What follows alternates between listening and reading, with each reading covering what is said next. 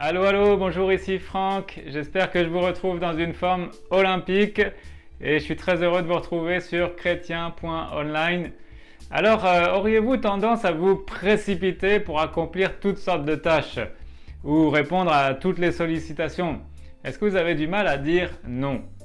Alors peut-être par peur de blesser les autres, mais est-ce qu'il vous est déjà arrivé de regretter, de vous précipiter à faire quelque chose? Vous auriez dû y réfléchir à deux fois. Alors on en parle dans cette vidéo où on va voir pourquoi les meilleurs chefs ne se précipitent pas trop vite sur leurs tâches. Alors restez avec moi jusqu'au bout.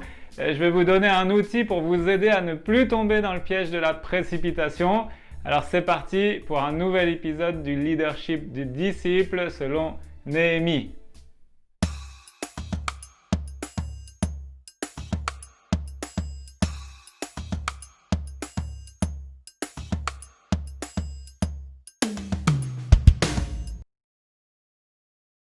Alors afin d'être des modèles pour nos proches, nos collègues de travail, nos frères et sœurs de l'Église, eh bien on s'entraîne ensemble à devenir de meilleurs leaders en tirant conseil du livre de Néhémie. Dans Néhémie chapitre 2 verset 12, il est dit « Une fois arrivé à Jérusalem, j'y restais 3 jours ». Donc pendant 3 jours, Néhémie a simplement découvert les lieux. Alors avant de nous atteler à un projet, nous devons prendre nos repères. Avant tout projet, il faut de la préparation, de l'anticipation et non de la précipitation.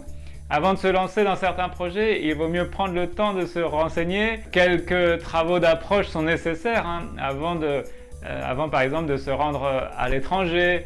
Glaner un maximum d'informations et effectuer des recherches avant d'entreprendre certains projets. Parce que si on se hâte trop, eh bien, gare à la chute. Ne prenez pas de décisions importantes sur un coup de tête. Cela risque de vous porter préjudice. La Bible dit agir avec précipitation, c'est courir vers le dénuement. Proverbe chapitre 21 verset 5. Alors pour partager l'évangile par exemple, nous n'allons pas agir de la même manière si on doit intervenir au milieu d'une cité pleine de jeunes ou dans une maison de retraite. Et si on s'adresse pour la première fois à un auditoire pour apporter, eh bien il vaut mieux se renseigner quel est le contexte spirituel, quels sont leurs besoins particuliers, quel genre de brochure va répondre à leurs attentes. Et bien de la même manière, avant tout projet entrepreneurial ou commercial, eh bien mieux vaut avoir fait une analyse de marché pour votre service ou votre produit. Alors connaissez-vous le pouvoir d'achat de ceux auxquels vous envisagez de proposer votre produit? Vos articles seront-ils vraiment utiles à cet endroit, etc., etc. Donc ne courez pas le risque de vendre du sable en plein désert. Eh bien c'est exactement ce que notre Seigneur Jésus nous enseigne quand il s'agit de devenir son disciple et de porter sa propre croix pour le suivre et le servir. Et il dit ceci: en effet, si l'un de vous veut bâtir une tour, est-ce qu'il ne prend pas d'abord le temps de s'asseoir pour calculer ce qu'elle lui coûtera et de vérifier s'il a les moyens de mener son entreprise à bonne fin? Sans quoi, s'il n'arrive pas à terminer sa construction après avoir posé les fondations, il risque d'être la risée de tous les témoins de son échec. Alors regardez, diront-ils, c'est celui qui a commencé à construire et qui n'a pas pu terminer. Ou bien, deuxième exemple, supposez qu'un roi soit sur le point de déclarer la guerre à un autre, ne prendra-t-il pas le temps de s'asseoir pour examiner, s'il peut, avec 10 000 hommes, affronter celui qui est sur le point de marcher contre lui avec 20 000? S'il se rend compte qu'il en est incapable, il lui enverra une délégation pendant que l'ennemi est encore loin pour négocier la paix avec lui. Il en est de même pour vous. Celui qui n'est pas prêt à abandonner tout ce qu'il possède ne peut pas être mon disciple. Luc chapitre 14 versets 28 à 33. Alors voyez-vous, ne soyez pas accro à l'urgence.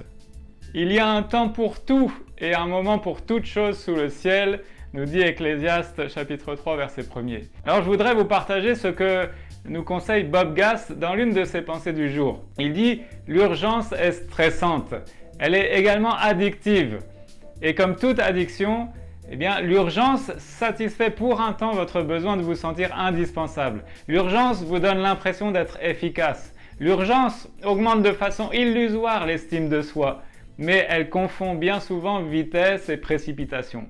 Si vous êtes accro à l'urgence, considérez ceci, la Bible dit « Il y a des activités différentes, mais c'est le même Dieu qui les produit toutes en tous » dans 1 Corinthiens chapitre 12 verset 6. Alors la majeure partie de votre temps doit être consacrée à ce que Dieu vous demande, non à satisfaire les attentes des autres. Donc définir ce que vous allez répondre peut vous aider à vous sentir plus libre.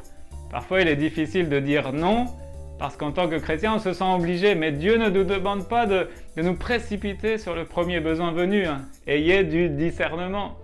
Et la décision de vous impliquer, elle doit venir de Dieu aussi. Avant de faire un choix, priez pour demander sagesse et direction. La Bible dit « Reconnais-le dans toutes tes voies et c'est lui qui aplanira tes sentiers » Proverbe 3, verset 6. Alors vous êtes peut-être du genre à aimer résoudre les problèmes et avoir un impact sur les gens et le succès d'un événement. Ce n'est pas forcément mauvais, mais vous avez toutefois besoin de redéfinir vos priorités. Alors pour ça, je vous propose un outil que j'ai appelé l'entonnoir des priorités. Cet outil devrait vous aider à définir ce que vous devez accomplir et à ne pas se précipiter sur la première chose qui se présente. On peut également prendre l'image de l'altitude. Donc plus on est haut, plus on a une vision globale et plus on se rapproche, plus la vision est précise. Alors l'altitude la plus haute, ce serait l'altitude infinie.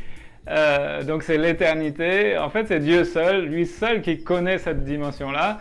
Et c'est lui qui peut nous la révéler. Mais nous, on travaille pour ça, pour le royaume de Dieu. La deuxième, c'est notre raison d'être, c'est la mission de vie. Le troisième niveau, c'est la vision. Votre vision, ce sont vos responsabilités. Ce que vous voulez accomplir de votre vie dans les différents domaines de vie, dans les 8 domaines, et dans vos responsabilités.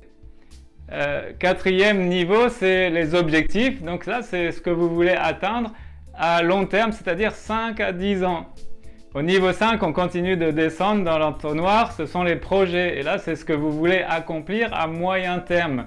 Donc d'ici 1 an, et puis ensuite chaque trimestre.